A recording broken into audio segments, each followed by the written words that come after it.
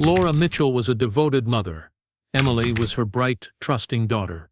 And Tyler Brooks was the charming boyfriend, caught between them, but when a secret affair led to a pregnancy, one of them ended up buried beneath the roses, and the truth shocked an entire town. Laura Mitchell's life looked like something out of a suburban fairy tale.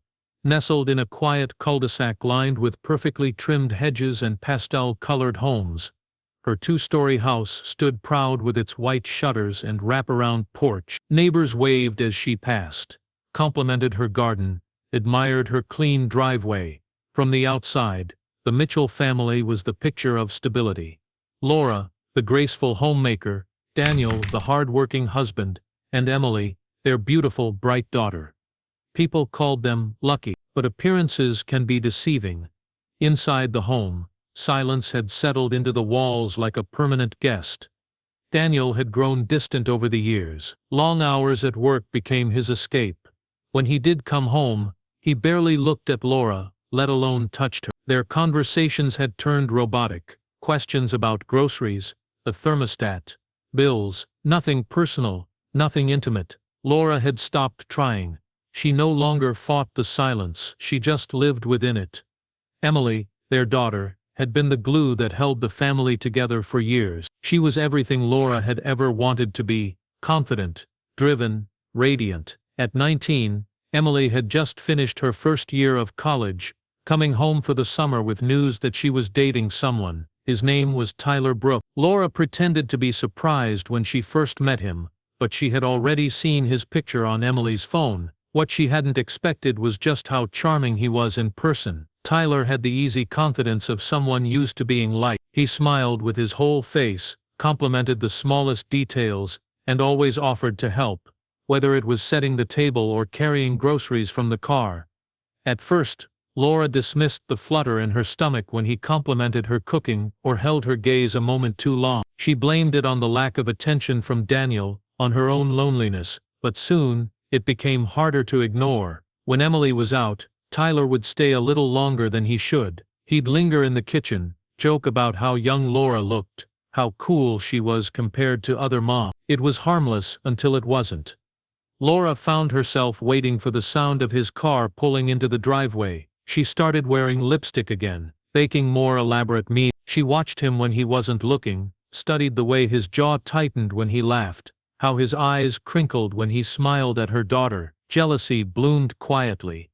It made no sense, he was just a boy, her daughter's boyfriend, but there was something intoxicating about being noticed again. What Laura didn't realize was that Emily had started to notice the shift in energy. She couldn't quite name it, but something felt off, something unspoken between her boyfriend and her mother. Tyler too had begun to act differently, less attentive with Emily, more present around Laura. The dynamic inside the house had subtly changed, and tension, invisible to outsiders, had started to grow. Late at night when Daniel was asleep and Emily was out, Laura would sit on the couch, staring at nothing, wondering how she'd become invisible in her own life. And yet, when Tyler walked into a room, she felt seen, desired, a dangerous feeling for a woman who had spent years being forgotten. Something was building, quietly, an undercurrent beneath the surface of their perfect lives, whispers of secrets not yet spoken, glances that lingered too long, trust that had begun to rot without anyone realizing. It was the kind of shift that doesn't scream or shatter, it creeps, unnoticed, until it's too late to stop. No one could have guessed what was coming, not in that peaceful neighborhood, not in that perfect house, but behind the closed door of the Mitchell home, a story had already begun, one that would unravel everything, and leave a trail of betrayal, obsession, and blood. The summer heat settled over the neighborhood like a thick, invisible blanket. With Emily home from college, the Mitchell house bustled with a kind of artificial liveliness, laughter at dinner, the hum of the television, Tyler's car in the driveway. On the surface, everything appeared normal, but beneath the polished veneer, something far more sinister was beginning to take root. Laura felt it growing inside her like a secret she couldn't name. The pull toward Tyler was magnetic, wrong in every possible way, yet impossible to resist. She tried to push it down, to bury it beneath the guilt and shame, but the more she tried to distance herself, the more drawn she became. Every accidental touch, every shared glance, every stolen second alone, each moment etched itself into her mind, looping endlessly when she lay awake at night. She began orchestrating ways to be alone with him, offering to drive him home when Emily was busy, asking for his help moving furniture or lifting boxes from the attic. Each time it was innocent enough to justify, but each time, something in the air between them thickened. The silence became loaded. The looks lasted too long. It wasn't just her imagination. Tyler wasn't pulling away. One late afternoon, the sun hung low and cast golden shadows across the kitchen. Emily had gone out with friends, and Tyler lingered after lunch. Laura offered him iced tea. They sat across from each other, and for the first time, neither of them pretended there was nothing between them. The space between their words collapsed. The distance shortened. What happened next wasn't violent or dramatic. It was quiet, almost inevitable. A mistake wrapped in the illusion of comfort. Afterward, neither of them spoke about it. Tyler left quickly, his face pale, his eyes heavy with something like regret. Laura stood alone in the kitchen, the glass still cold in her hand, her heart pounding with a sick mix of thrill and dread. A line had been crossed, one that could never be undone, but what should have ended there didn't. One time became two became five. Laura told herself it was the last time. Every time. She told herself Tyler would stop coming, but he didn't. He kept showing up. Maybe it was fear, maybe it was the rush, maybe he didn't know how to say no, or maybe somewhere deep inside, he wanted it just as much. Meanwhile, Emily, completely unaware of the betrayal unfolding in her own home, continued to confide in her mother. She spoke about Tyler with the kind of hopeful love only young people have. She dreamed aloud about their future together. She told Laura that Tyler made her feel safe, that he might be the one. Every word was a knife in Laura's side. Every smile from her daughter became harder to meet. The guilt should have consumed her, but it didn't. Instead, it morphed into something uglier: entitlement, delusion, obsession. Laura began to imagine a version of life where Tyler wasn't Emily's boyfriend at all, a fantasy where he belonged to her, where he stayed not out of guilt or confusion, but love. She told herself that Daniel didn't care anymore, that he wouldn't even notice, that Emily would find someone else, that maybe in the end, no one had to know. But deep down, Laura also understood how fragile the illusion was. One slip, one wrong word, one glance at the wrong time, and everything would come crashing down. Her marriage, her family, her reputation, all of it. Tyler started to pull away. He was quieter now, more guarded. He avoided being alone with her, avoided meeting her eyes. He responded to her messages later, sometimes not at all. Laura could feel the walls closing in, and instead of pulling back, she clung tighter. She couldn't lose him, not now,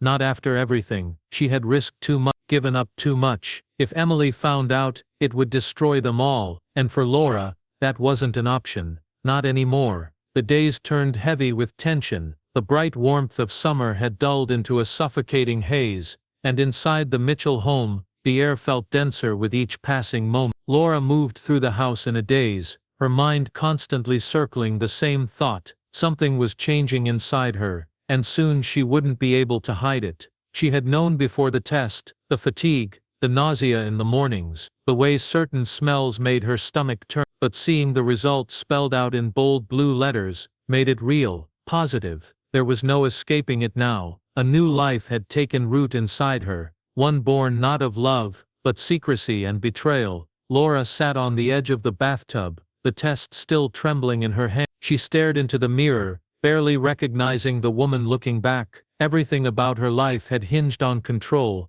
how she looked, how she presented her family, how she kept things neat and perfect. But this was a mess she couldn't clean up. The child growing inside her didn't belong to her husband, it belonged to Tyler. Panic clawed at her throat. If anyone found out, it would ruin everything. The affair alone would destroy her marriage, and her relationship with Emily. But this was worse. This was irreversible. And worst of all, Laura had no one to talk to. She couldn't tell Daniel. She couldn't tell a friend. She couldn't even tell Tyler, not yet. He had already grown distant, cold, as if he was trying to pretend the affair never happened. And Emily, sweet, trusting Emily. She had been spending more time with Tyler again, unaware of the sickness blooming behind every interaction. Laura watched them from the kitchen window, Emily laughing, brushing Tyler's arm, whispering to him on the porch swing, and Tyler smiled, but there was something forced in it now, something tired.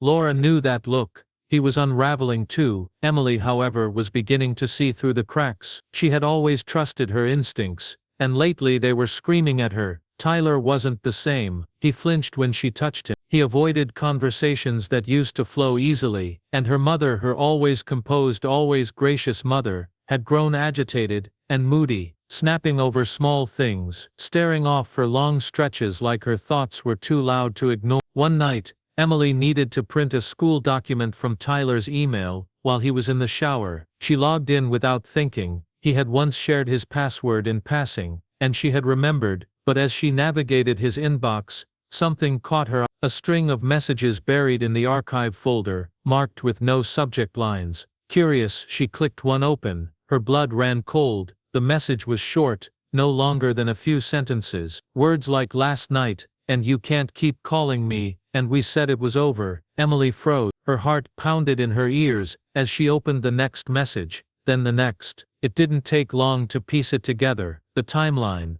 the words, the tone. She didn't want to believe it, but the truth was right in front of her. Her mother and Tyler had been sleeping together. The floor seemed to fall away beneath her. Her vision blurred. It wasn't just betrayal, it was a violation she couldn't comprehend. Rage and sorrow crashed into her at once, paralyzing her in the glow of the computer screen. Tyler came out of the bathroom minutes later, towel slung around his shoulders, humming softly to himself. Emily stood in the living room, unmoving, her face pale. She didn't confront him then, not yet. Something inside her told her to wait, to breathe, to think. But what Emily didn't know, what no one knew, was just how far her mother would go to keep the secret buried. The positive test sat hidden in the back of Laura's closet, wrapped in tissue and tucked in a box, a quiet growing threat, one that could destroy them all, and it was already too late to stop it. Emily didn't sleep that night. She lay in bed staring at the ceiling, her thoughts spiraling into places darker than she'd ever dared to go. Her chest ached with a storm of emotions she couldn't even name: betrayal, disgust, heartbreak, disbelief. Her mother, her own mother, and Tyler, the two people she trusted most, had been hiding the ugliest truth imaginable, right under her nose. Morning came with an eerie stillness. The usual clatter of breakfast was absent. The air in the kitchen was thick, heavy with unspoken tension. Laura sipped her coffee calmly, or so it seemed, but Emily could see the faint tremor in her mother's hand, the way her eyes flicked up from the mug only to avoid direct contact. Tyler hadn't shown up yet, and Daniel, oblivious as always, had already left for work. It was just the two of them. Emily watched her mother like someone seeing a stranger for the first time. Every detail stood out now: the forced smile, the way she held herself too stiffly, how her responses were overly polite. Laura always controlled the mood of the house, but now it was obvious she was gripping at the seams of something rapidly falling apart. By afternoon, Emily could no longer contain the venom building inside her. She waited until Laura was alone in the laundry room, and followed her in, standing at the door until her mother looked up. The confrontation wasn't explosive, it was quiet, ice cold. Emily simply asked a question, one sentence, and Laura froze. The silence that followed confirmed everything. There was no denial, no gaslighting, no fabricated story, just a look in Laura's eyes that Emily would never forget, a flicker of something feral, fear, not fear of being caught, but fear of what would come next. Laura knew what was at stake now. The lie wasn't just a scandal, it was a threat to the fragile world she had built. Emily's words came like bullets. How long had it been going on? Was it still happening? Was she in love with him? Her voice cracked, but her rage carried it forward. Laura tried to speak, tried to explain, but there was nothing she could say to soften the blow. Emily didn't want reasons, she wanted it to be undone, and that was impossible. The final threat came when Emily said she was going to tell her father. She would expose everything: Tyler, the affair, the betrayal. She didn't care about the fallout, she wanted the truth out. She wanted her mother to suffer. Laura stood frozen, her hands clutching a damp towel, her breath shallow. Emily turned and walked out, her decision made. She would go to Daniel that night, but she never got the chance. As darkness fell, Emily began packing a small overnight bag. She wanted to get away from the house, at least for a night, somewhere safe, where she could think clearly. She texted Tyler, but he didn't respond, probably avoiding her, maybe ashamed. It didn't matter anymore. Downstairs, Laura stood at the bottom of the staircase, unmoving, listening to every creak in the floorboards. Her mind had gone quiet in a terrifying way. A cold resolve washed over her, numbing every thought except one. She couldn't let Emily destroy everything. She walked to the garage and stood there for several minutes, staring at the toolbox. Inside, nestled among wrenches and screwdrivers, was the hammer Daniel used for home repairs. She picked it up slowly, feeling its weight in her hand. Her fingers curled around the grip like they'd done it before. It wasn't rage that filled her now. It was calculation. She had convinced herself there was no other way. Emily was going to ruin them. The pregnancy, the marriage, the image. Tyler would talk. The neighbors would know. The scandal would burn through every inch of her life. Laura couldn't allow that. So she climbed the stairs slowly, one deliberate step at a time. Emily never saw it coming. 3 days had passed since Emily vanished. Her phone was off. Her car was still in the drive. Her suitcase sat half-packed at the foot of her bed. The Mitchell house was quiet, too clean, too untouched. Laura sat at the kitchen table like a woman in mourning, wringing her hands, her eyes red and distant. To anyone who looked, she seemed like a heartbroken mother desperate for answers. But behind her well-practiced expression was a mind constantly working, rehearsing stories, remembering details, erasing what needed to be forgotten. Daniel was the first to raise concern. Emily hadn't returned his texts or calls. At first he assumed she needed space. After another disagreement with her mother, nothing new. But when she didn't show up at her friend's birthday dinner, alarms began to ring. Her friends hadn't seen her since the weekend. Tyler claimed he hadn't spoken to her in days. Something wasn't right. By the 4th day, Daniel filed a missing person report. The police arrived, and with them came questions, many of them routine at first. When was the last time she was seen? Had she said anything about leave? Did she take anything with her? Laura answered with tear-filled eyes and just the right amount of hesitation, painting Emily as emotional, unstable even. She suggested that maybe her daughter had left on her own. Young people were impulsive, weren't they? Detective Carla Reyes wasn't convinced. Years on the force had sharpened her senses, and from the moment she stepped into the Mitchell home, something felt wrong. The atmosphere was too still, too curated.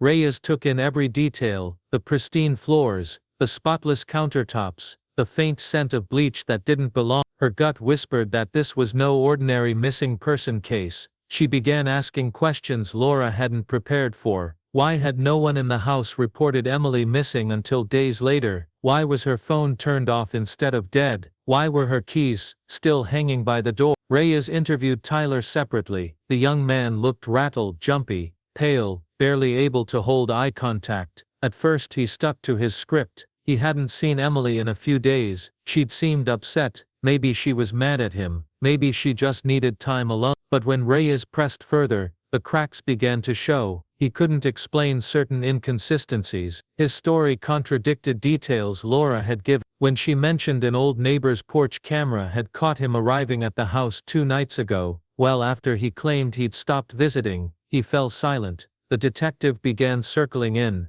She returned to the Mitchell home the next day with a search warrant. A cadaver dog sniffed through the property. While the team searched the house, Daniel stood outside, pacing in confusion. Laura remained calm on the surface, even as her hands trembled behind her back. The dog barked once, then again circling the edge of the backyard flower bed. Fresh sod had been laid just days earlier. Laura had said it was part of her summer gardening. A shovel was found leaning against the fence, soil still damp on the blade. An officer began digging. It didn't take long to find the tar. Inside was Emily, her body carefully wrapped, bruises blooming across her skull. The smell told them everything they needed to know. Daniel collapsed onto the lawn. The screams of a broken man echoed through the neighborhood. Tyler sat in the back of a squad car, eyes wide with horror as he realized the truth. Emily hadn't run away. She hadn't left him. She'd been silenced forever. Laura was arrested on the spot, her hands cuffed behind her back,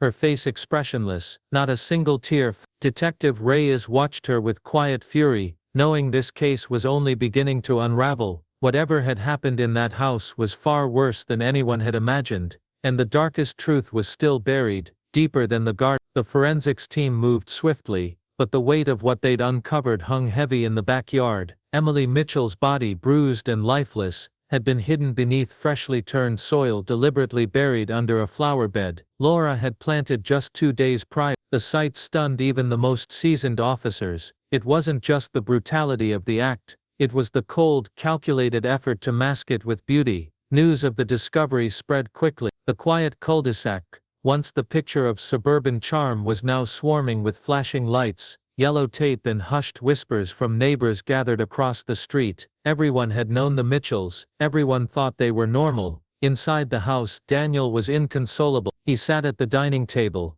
head in his hands, trying to piece together the nightmare unraveling around him. His daughter was dead, his wife had buried her, and he had lived in the same house with both of them, completely unaware. Detective Carla Reyes worked methodically, examining the scene, combing through Laura's personal effects, and collecting digital evidence. A blood-stained hammer had been found in the garage, its handle wiped clean, but the traces on the metal were the bruising on Emily's skull matched the weapon. There was no doubt now this was murder. Laura was brought in for interrogation, but she said almost nothing. Her hands were folded neatly on the table, her eyes vacant, her mouth shut. No tears, no panic, just silence. Reyes knew she was dealing with someone who had mentally prepared for this moment, someone who had already decided to disconnect from whatever humanity remained. But Tyler couldn't keep quiet. The guilt had become unbearable. When officers brought him in, he cracked almost immediately. His face was pale and clammy. His hands shook as he sat across from Reyes, struggling to form words. He admitted to the affair with Laura, the texts,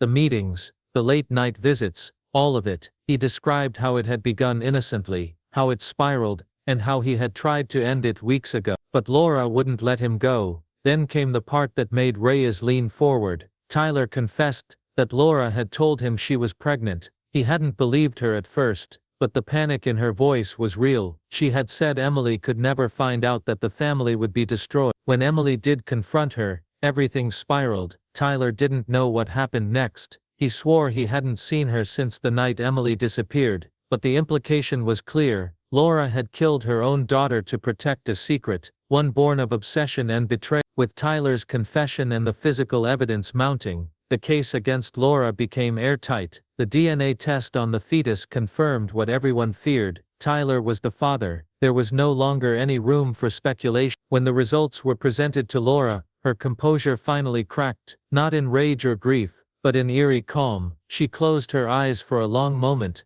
as if making peace with the inevitable. When she opened them, she said only one thing: "I did what I had to do." It wasn't an apology. The prosecution moved quickly. The media caught hold of the story, branding it as one of the most disturbing suburban crimes in recent memory. Headlines screamed of the mother who murdered her daughter over a forbidden affair. Talk shows dissected the psychological implications, but the core truth was simple and horrifying. A woman had fallen into an obsession so deep, so twisted, that she chose to kill her own blood to preserve it. Detective Reyes stood outside the courtroom days later, looking up at the gray sky. She had solved the case, yeah, but some crimes didn't bring closure. Some left stains that even justice couldn't wash away. And for Laura Mitchell, the mask of a perfect life had finally shattered, revealing the monster underneath.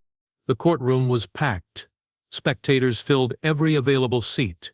Some just morbidly curious, others stunned neighbors trying to understand how the quiet woman who waved from her garden had become the subject of a murder trial. Cameras flashed outside the courthouse, news outlets scrambling for footage, each one trying to outdo the other with the most sensational headline.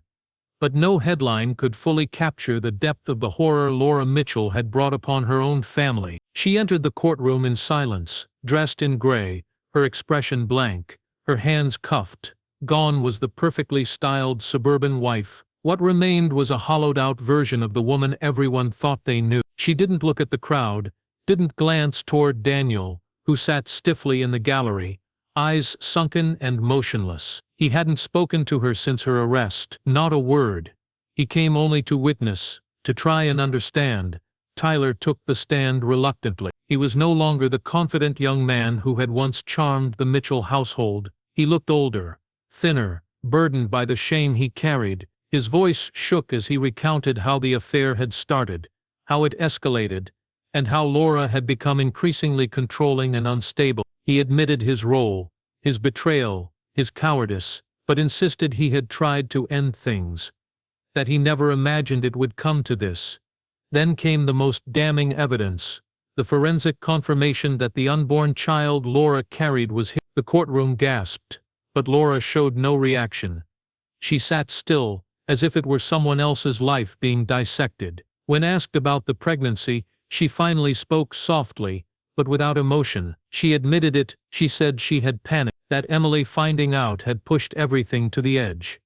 The prosecution laid out the timeline with surgical precision. Emily had confronted her mother, furious and heartbroken. She'd threatened to tell her father, to expose everything, and within hours, she was dead. Laura had waited until nightfall, used a blunt object from the garage and killed her daughter in her own bedroom. Then she'd cleaned the scene meticulously, wrapped the body in a tarp, and buried it in the flower bed beneath the roses she had planted just that morning. Her defense team tried to argue emotional instability, temporary insanity, claiming she'd been overwhelmed by trauma and fear. But the facts were too clear, the planning too precise. The act wasn't spontaneous, it was a decision, a choice made in cold calculation to protect the life. Daniel was called to testify. His voice was quiet, hollow. He spoke about the marriage, how distant Laura had become, how he blamed himself for missing the signs. He described Emily, her kindness, her brilliance, her future that had been ripped away. When asked if he had noticed anything strange in Laura's behavior leading up to the murder,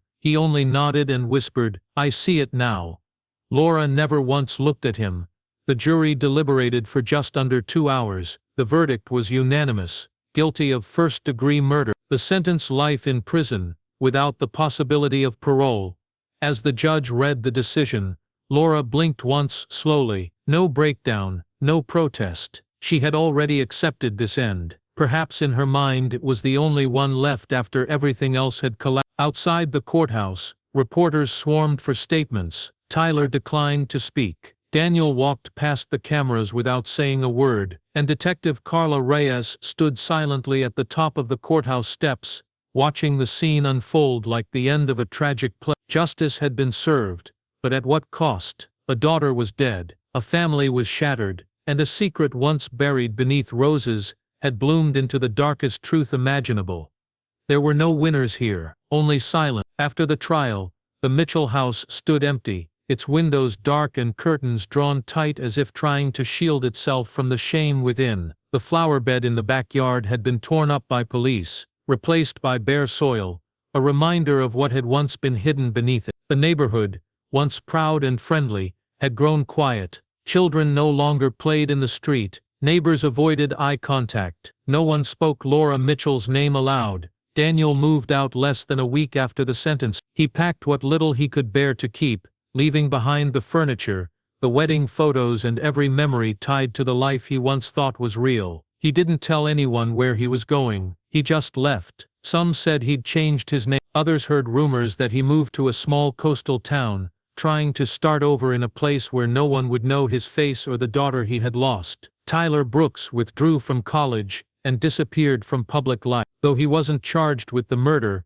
the shame of his involvement made him a ghost in his own town. He lived with the knowledge that his choices had triggered a chain of events that ended with a young woman buried beneath her mother's garden. He gave one final interview to police, then vanished. His name, once whispered with admiration, became a symbol of betrayal. Detective Carla Reyes closed the case file, but she couldn't walk away from it emotionally. She'd handled dozens of murders, domestic violence cases, crimes of passion, even calculated killings, but something about this one refused to fade. It wasn't just the brutality of it, or the disturbing dynamic between mother and daughter. It was how ordinary it all seemed before the truth unraveled, how completely Laura had masked the darkness inside her. Carla visited Emily's grave weeks later. The tombstone was simple, surrounded by fresh flowers left by friends and strangers alike. Someone had tied a small ribbon around the base, a pink one, soft and faded. Carla stood there for a long time, thinking of all the warning signs that had gone unnoticed. The bright young woman with her whole life ahead of her, the mother who had transformed from caretaker to killer, the boyfriend who should have spoken up earlier, and the husband who never saw the storm coming. Across the internet, the story became a sensation. True crime forums dissected the timeline, conspiracy theories sprouted, and YouTube documentaries racked up millions of views. People debated whether Laura had always been unstable or whether something inside her had simply snapped. Psychologists speculated on her mindset. Journalists uncovered old photos of her and Emily smiling in happier days, and the court transcripts were pored over by amateur detectives. But behind all the headlines and commentary was the truth that no one could change. A family had imploded from the inside out. A daughter had died not because of a stranger in the dark, but because of the one person who was supposed to love her unconditionally. The Mitchell house was eventually sold. A new family moved in months later, unaware of the history buried beneath their backyard. The neighborhood never warned them. No one wanted to relive it. It was easier to pretend that house had always been just a house, that nothing evil had ever happened behind its white shutters and manicured lawn. But Detective Reyes knew better. Evil doesn't always look like a monster. Sometimes it wears an apron, smiles politely at the neighbors, and tucks its secrets into flower beds. And sometimes the scariest crimes aren't committed by strangers. They're committed by the people we trust the most.